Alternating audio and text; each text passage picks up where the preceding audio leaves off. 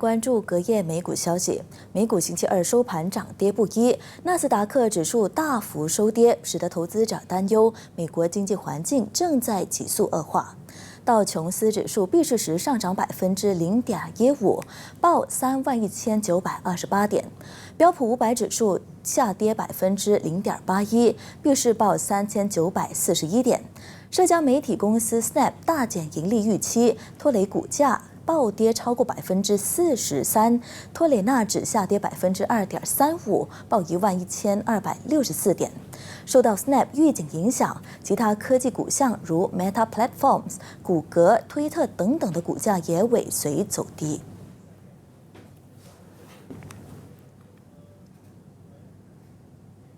由于投资者担忧美国经济环境将迅速恶化，所以美国股市近期的走势就好像坐上过山车，绝对是动荡不安。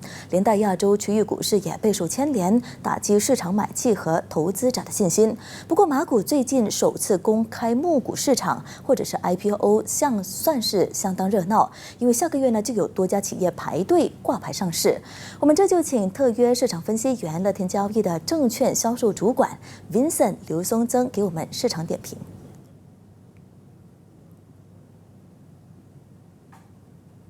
The U.S. market generally over last night, we saw it close its off lows. I think continue to be in the red and volatile. I think overall the U.S. market is still quite jittery, partly because of the Snap warning on their results and also their forecast. So it dragged down the whole tech sector and also the overall market sentiment. But as we look at the futures, I think they have started to rebound. I think so. Back to our local market, I think our local market, although it seems to be quite volatile as well, I mean, quite lackluster. I think with the news of the banning of chicken exports, rising inflation, as we all know, rising inflation. Government has just issued a ban from June onwards. But sentiment for poultry stocks would not be too good in the sense that because they would not be able to export. But I think Malaysia is still a net importer of food products, and poultry constitute a very small amount of the export.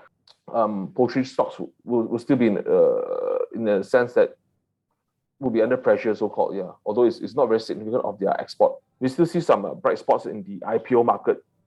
As we can see, there are quite a few number of IPO listings coming up the way. I think yesterday there has this Synergens. This company, I think, is quite good fundamentally. I think based on the various stockbrokers research reports, I think target price will gain 64 to 79 cents. I think it closed flat at 58. But if you ask me, I think fundamentally it's quite good. Probably perhaps the sentiment from the tech has made it not too to remain to close flat. And also, I think apart from that, I think we have a few other interesting IPO coming up. I think on the 7th on 7th of June, they'll be listing on Yuli Pacific.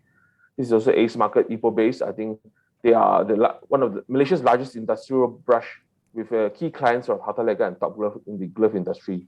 And then next we have the LGMS, the cybersecurity, also one of the leading Malaysia cybersecurity service provider, which a lot of we've seen a lot of first being done by them with major financial institutions using them as well. That looks fairly interesting as well.